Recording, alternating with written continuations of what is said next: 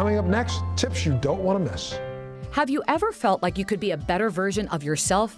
How can you connect with your passions and live your purpose? It's never too late to become the best version of you. Have you ever wondered, are you getting to be the person you're meant to be? Are you getting to do the things that you love to do, that bring out the best in you, work with the talents that are uniquely yours? And if not, how could a life coach open some new possibilities for you? That's what I do. We are all hopefully in some form of transition in our lives. That transition means we're always growing, we're always learning, whether we're in an organization or we're working as individuals. What a life coach does is really simply help open those doors. You become your sounding board, your brain trust, someone that you can sit and spend some time talking with, and it's all about you. It's not about anyone else, anything else going around you. It gives you an opportunity to really think deeply about what it is you're looking for. How do I make my organization stronger, better? How do I make my employees happier and keep them longer? How do I achieve a mission or productivity in ways I've never done before? Am I doing what I really love to do? Do I get lost in the work I do, or do I need to find something else?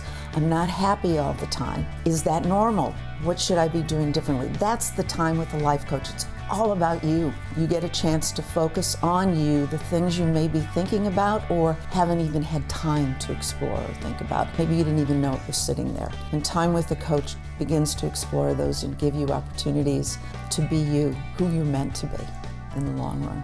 My mission is really helping people get out of their own way.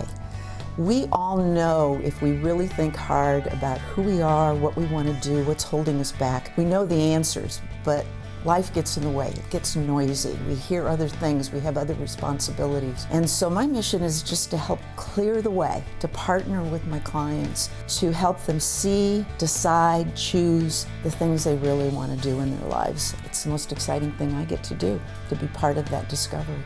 Understanding the distinction of a coach-client relationship is important to maximize the personal and professional potential. My philosophy in coaching is, you know the answer. My job is to help you uncover it. It isn't my opinion, it isn't my right, it isn't my judgment about what it is you're looking for. I don't get to judge. The only thing I will challenge you on sometimes is it the truth? Sometimes our assumptions aren't true.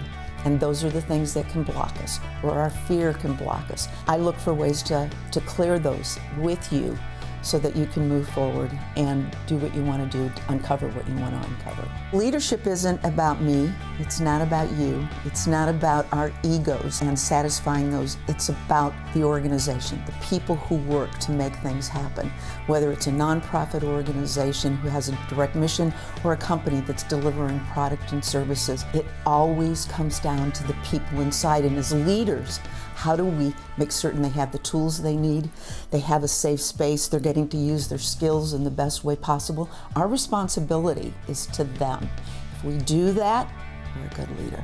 Part of my philosophy has been, over the years, working with organizations and individuals, that our whole being is about finding our purpose in life. That means we need to lead ourselves and others with a sense of love and capacity. How do we do that? It takes courage to dig deep, to uncover, to be vulnerable as we search for ourselves or we search for our organizations. It also takes curiosity.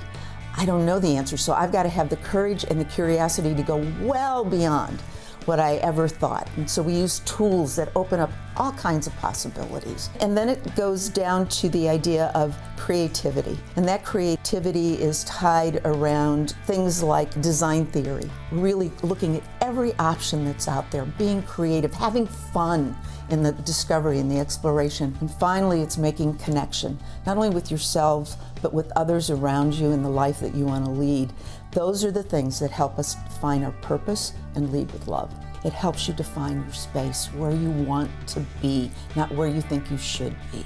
I was coming up on a point in my career where I needed to make some decisions about how I approached retirement. I wanted to be able to control it because I'd seen so many women in that situation who had no control over it, and the decisions were all made for them. And the way I did that was through a coaching relationship with Michelle. It's a complex set of decisions that have to be made about how you transition from working full-time to working part-time or taking a contract relationship with an employer. I needed some help in figuring out how to approach it, and Michelle was there for me for that, and it made a huge difference. So recently had a conversation with one of my clients. She's a creative artist, brilliant, big heart, and she's been really struggling with sense of her own talents and almost the imposter syndrome. She talked about her parents, how her parents were never supportive and always criticized her.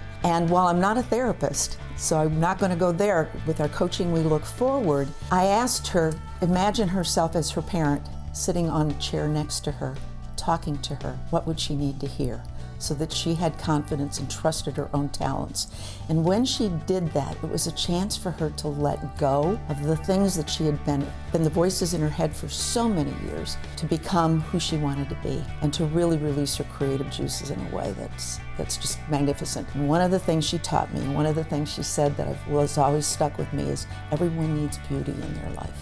Remember, becoming a better version of yourself is a journey, not a destination. It takes time and effort, but the rewards are well worth it. The most satisfying work I get to do, the most satisfying results of the work I get to do is when there's that aha breakthrough moment with a client. To be able to participate in that, to observe it, to be let into that moment is such a compliment, such a privilege. I'm really lucky I get to be there for those moments. Part of my next step has been working with women who have been gracious enough to let me into their lives. And we've created what we call Sister Wisdom Circles. And these are mastermind groups of women who come together, different ages, different areas of their life professionally, who are talking about the things they want to achieve in their lives, the roadblocks that are there, and they become each other's brain trust, trusted board, and they support each other through those. Those have been absolutely magnificent in an area I'm really eager to grow in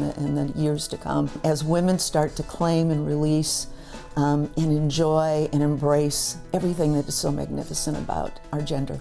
I have a couple of key philosophies. One is that it's important to speak the truth to people, but it needs to be kind, honest, and necessary. So the intent has to be there, it has to be the truth, and it has to be necessary for them to hear it, not you to say it. And the other thing I tell my clients all the time is I will not should on myself today. And not shoulding on yourself changes the whole dynamic and opens up a different mindset that can be mind-blowing.